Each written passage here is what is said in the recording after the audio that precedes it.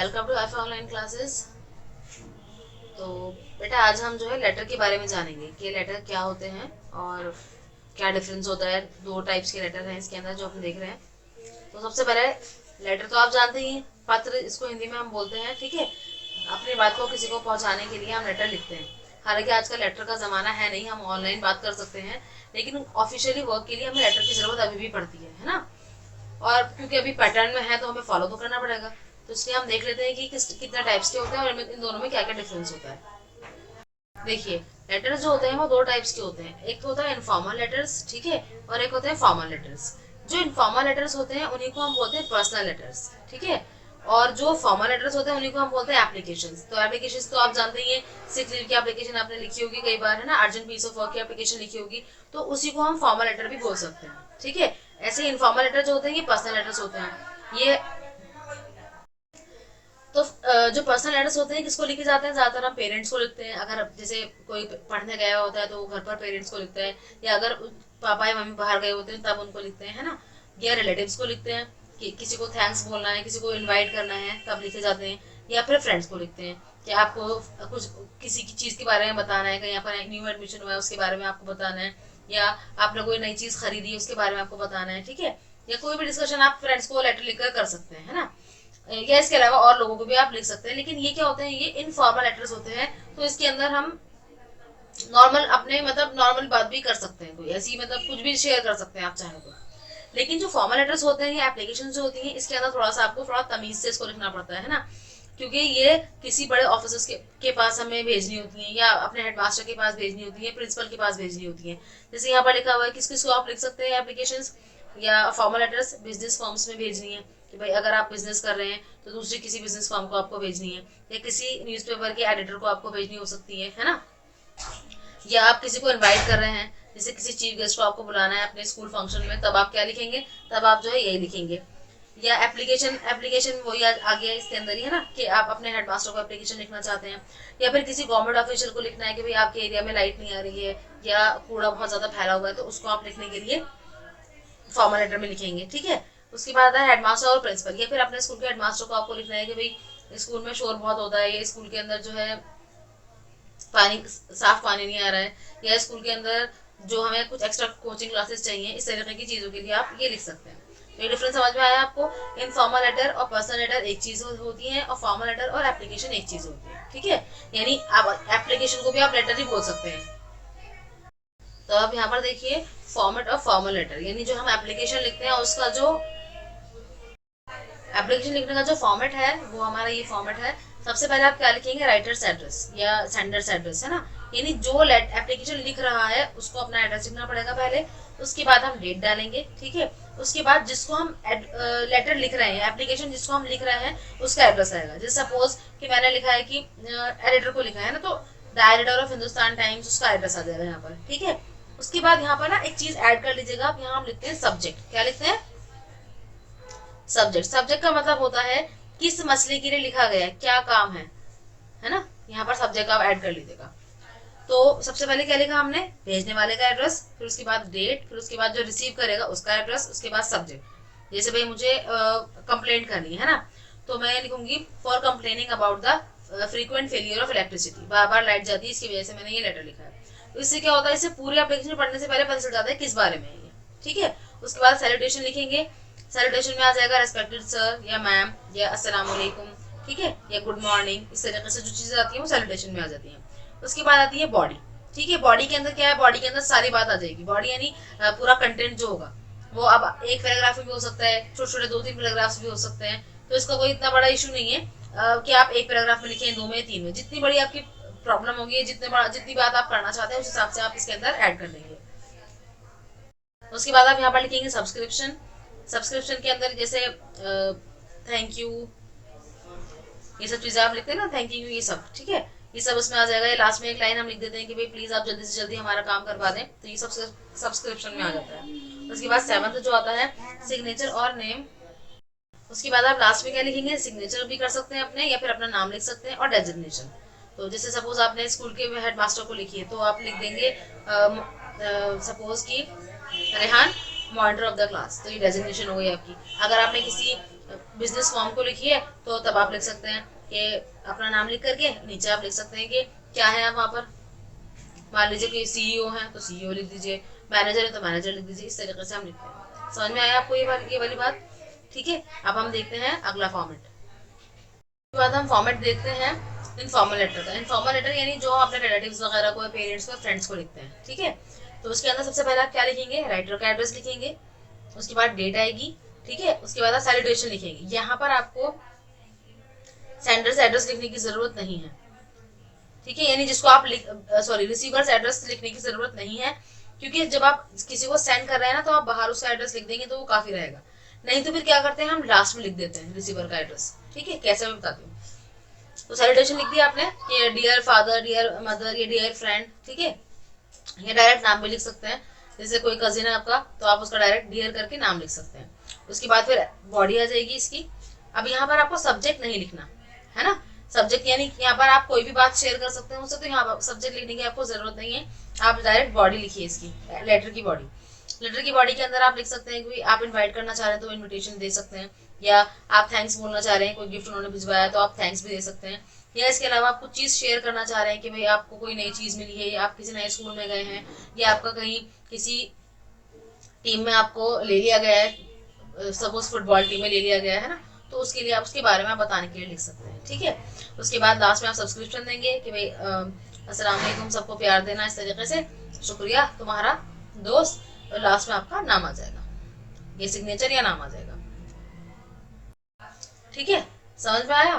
तो यहाँ पर हमें क्या करना है, यहाँ पर हम ज्यादा स्टेप्स नहीं है हमारे, मतलब जो फॉर्मेट ऑफ फॉर्मल लेटर है उसमें उसमें से हमारे 2 स्टेप्स कम है इसमें। ना तो हम यहाँ सब्जेक्ट लिखेंगे और ना ही यहाँ पर हमें जो है रिसीवर का एड्रेस लिखने की जरूरत है। ठीक है, दोनों चीजों में डिफरेंस समझ में आ गया आपको? आप कंफ्यूज तो नहीं होंगे? एक बार फिर भी चेक कर लीजिए। ये देखिए, ये दोनों डिफरेंसेस है ना। राइटर्स एड्रेस इसमें भी है, इसमें भी है, डेट इसमें भी है, इसमें भी है। यहाँ पर एड्रेस ऑफ द पर्सन और फ्रॉम रिसीविंग द लेटर, यानी रिसीवर्स एड्रेस इसमें है लेकिन इसमें नहीं है। ठीक है, उसके बाद इसमें सब्जेक्ट है, इसमें नहीं है। फिर यहाँ पर सैल्यूटेशन है, यहाँ पर यहीं पर सैल्यूटेशन आ गया है ना। उसके बाद यहाँ पर बॉडी आती है, तब यहाँ बॉडी आ जाएगी इसकी भी, फिर सब्सक्रिप्शन आ जाएगा। उसके बाद लास्ट है सिग्नेचर या फिर नाम डेजिग्नेशन के साथ। ऐसे यहाँ पर सिग्नेचर या फिर नाम डेजिग्नेशन, तो यहाँ पर जरूरत है डेजिग्नेशन देने की आपको, तो यहाँ पर आप खाली अपना नाम लिख देंगे। ठीक है, तो ये हमारे दोनों टाइप के लेटर्स हो गए। आई होप आपको समझ में आया होगा। कोई सी भी टाइप का आपका लेटर आता है, पहले आप ये देखिए कि वो फॉर्मल है या इनफॉर्मल है। ठीक है, अगर फॉर्मल लेटर है तो उसका फॉर्मेट ये रहेगा, सिर्फ बॉडी में चेंज आएगा, है ना। मतलब इस देखिए, मार्क्स जो है ना हर स्टेप के हैं। लेटर जो है ऐसे से इजी है। क्यों इजी है? क्योंकि इसमें आपको कंटेंट कम लिखना है और मार्क्स आपको पूरे मिलने के चांसेस हैं, बशर्ते ये कि आपने सारे स्टेप्स प्रॉपर्ली लिखे हों। अब आप यहाँ पर ऐसे मत करिएगा कि आप पहले लिखिए राइटर्स एड्रेस फिर एड्रेस लिखें, डायरेक्ट एड्रेस लिखिएगा राइटर का, है ना।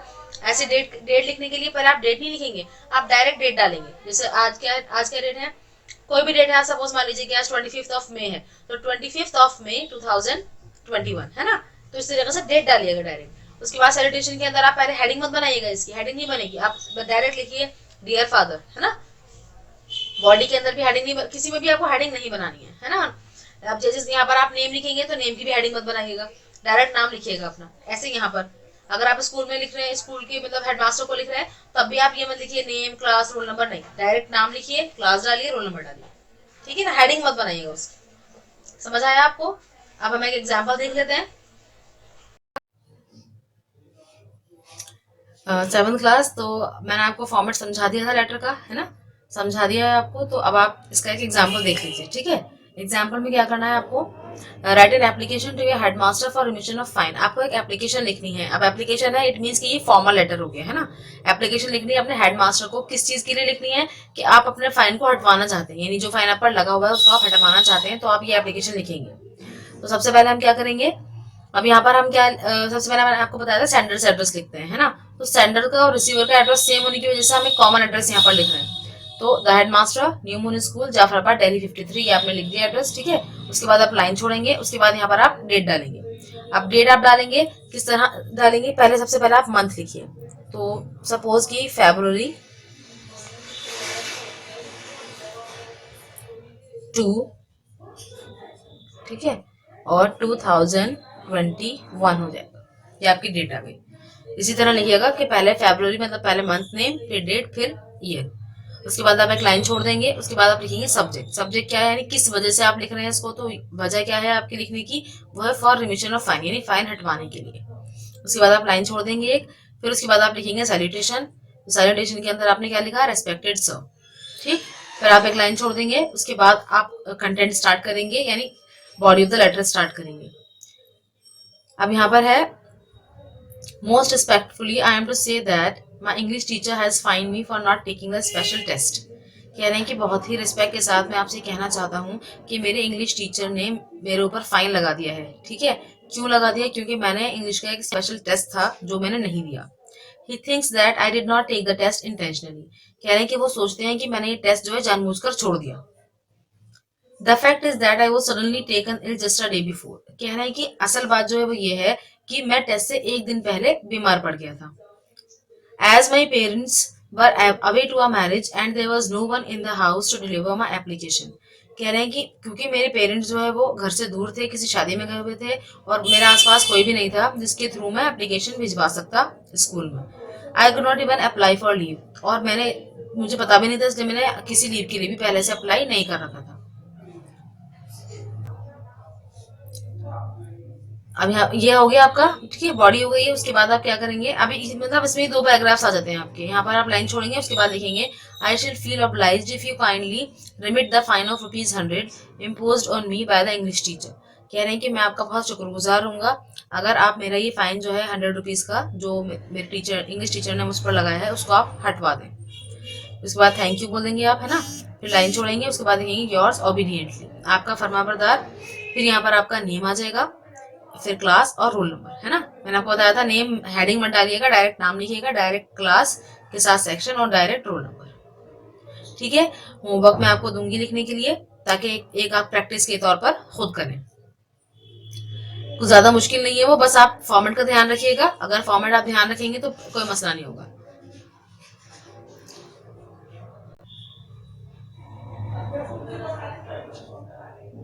तो 7th क्लास आपने जो भी लेटर देखा, ठीक है, तो ये एक डेमो था। अब आपको क्या करना है, आपको खुद लिखना है लेटर, है ना। तो अब आपको क्या, जो लेटर लिखना है वो आपको लिखना है इनफॉर्मल लेटर, यानी अपने फ्रेंड को लिखना है।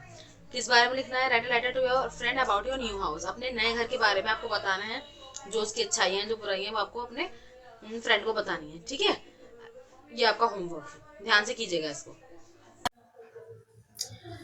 तो 7th क्लास देखिए, आपका पैराग्राफ है। पैराग्राफ क्या होता है, जैसे हम ऐसे लिखते हैं तो ऐसे के अंदर ना पूरी स्टार्टिंग से एंड तक की सारी कहानी होती है। पैराग्राफ का मतलब होता है कोई एक, जैसे ऐसे में बहुत सारे पैराग्राफ्स होते हैं तो ऐसे ही कोई एक पैराग्राफ, ठीक है।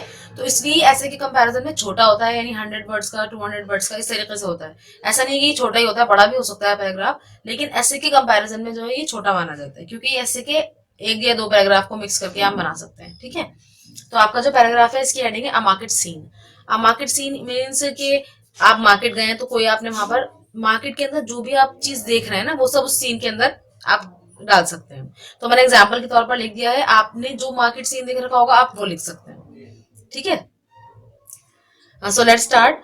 The market is always crowded with carts, horse's, donkeys, vehicles, hawkers and consumers. कह रहे हैं कि मार्केट जो है वो हमेशा ही क्राउडेड, यानी भरी रहती है, भीड़ रहती है वहां पर। किस चीज की, कार्ट्स की। ठीक है, कार्ट बोलते हैं जो ठेले वगैरह होते हैं ना, उनको बोलते हैं, है ना। घोड़ों की, गधों की, है ना। अब घोड़े और गधे क्यों आएंगे, घोड़े और गधे इसलिए आते हैं ताकि वो जो सामान लेकर आते हैं ना, अब इंसान खुद तो अपनी कमर पर रख के नहीं ला सकता ना, तो यानी घोड़ों पर रख करके या तांगे में रख करके, गधे वगैरह पर रख करके लेकर आते हैं वो लोग। ठीक है, व्हीकल्स की, यानी बहुत सारी गाड़ियां भी होती हैं वहां पर। अब हालांकि आजकल तो उसमें ट्रक्स वगैरह में या बड़े बड़े जो टेम्पूस होते हैं उसमें सामान आता है।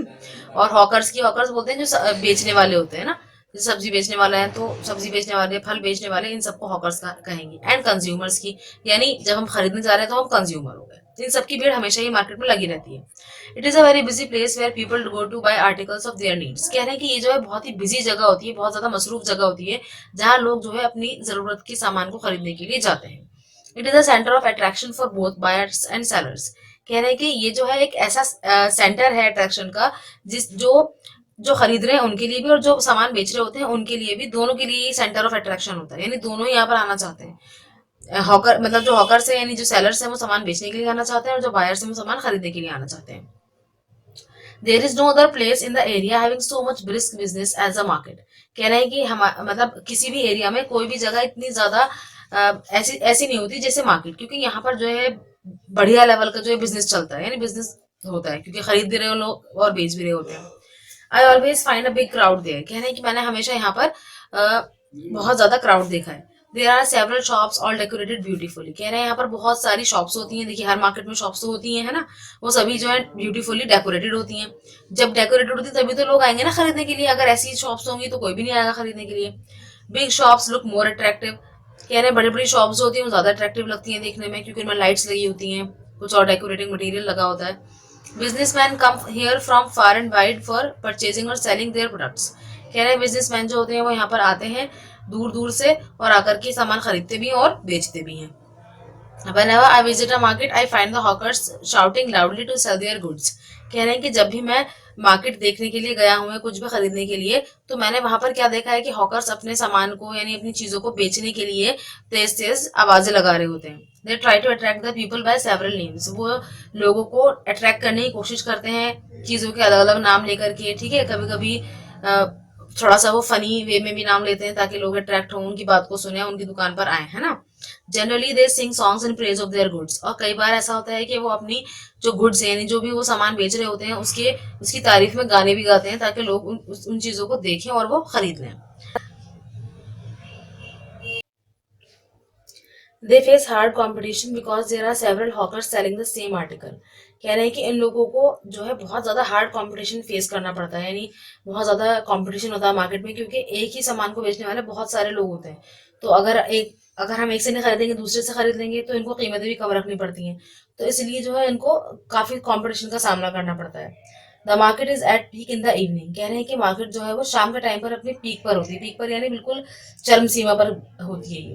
There is not a single shop where a big crowd is not seen. कह रहे हैं कि मार्केट में शाम के टाइम पर कोई भी ऐसी शॉप नहीं होती जहां पर आप ज्यादा क्राउड ना देखते हो, यानी सभी शॉप्स पर क्राउड होता है। Everyone seems to be in hurry. और सभी लोग जो है वो बहुत ही जल्दी में नजर आते हैं, कि सब जो बेचने वाले हैं वो जल्दी जल्दी बेचकर घर जाना चाहते हैं और जो खरीदने वाले होते हैं वो भी जल्दी जल्दी खरीद कर घर जाना चाहते हैं, ठीक है।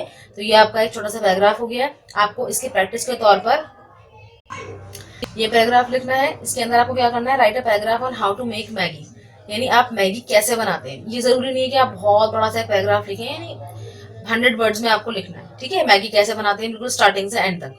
वैसे तो 2 मिनट में बन जाती है मैगी, लेकिन उसके लिए प्रिपरेशन तो करनी पड़ती है ना, तो ये सब आप लिखेंगे। तो आई होप समझ आया होगा आपको।